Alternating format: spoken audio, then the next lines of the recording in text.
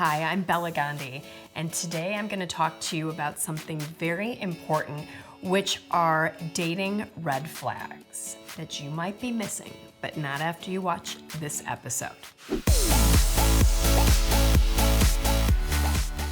Ignoring red flags is something that most of us have done, and now it's time to be very aware of them so that we don't make the same mistakes over and over again.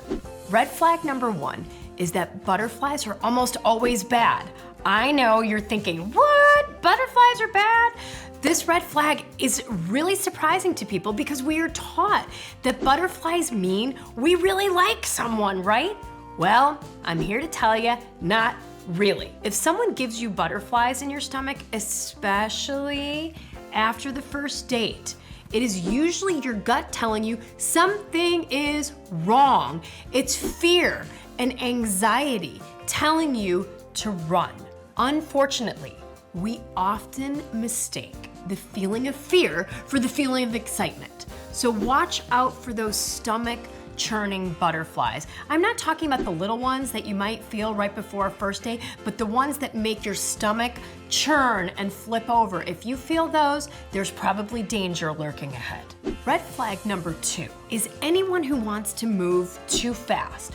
Too fast and too furious usually flames out. If someone you've just started dating wants to see you tonight, tomorrow, the next day, and it kind of feels like too much, it is too much for you. Maybe they make you nervous because on the second date, they're already talking about the distant future. Okay, you're like, what? A trip to Cancun? Are you kidding me? 6 months from now? They're bringing you lavish gifts right away.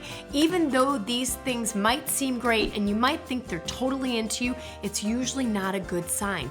Slow and steady wins the race. Normal people don't need to put it all up front right away. So if someone's moving too fast, but you think there's potential, you can always tell this person to slow things down, and the right person will listen, but the wrong person will get in your face about it. Red flag number three is a change in behavior after you've been dating a while. So maybe you've been dating for several weeks, or maybe you're already exclusive, boyfriend, girlfriend, and things have been going great, but all of a sudden, your partner suddenly gets too busy to call, too busy to text, too busy to take you out like they used to. This change in behavior is definitely a red flag that their feelings may have changed. No one is ever too busy to call or text when they want to. Trust me, ladies, a man that wants to be with you will move mountains to be with you. He can call, he can text, and always remember that. No one is too busy for you for no reason.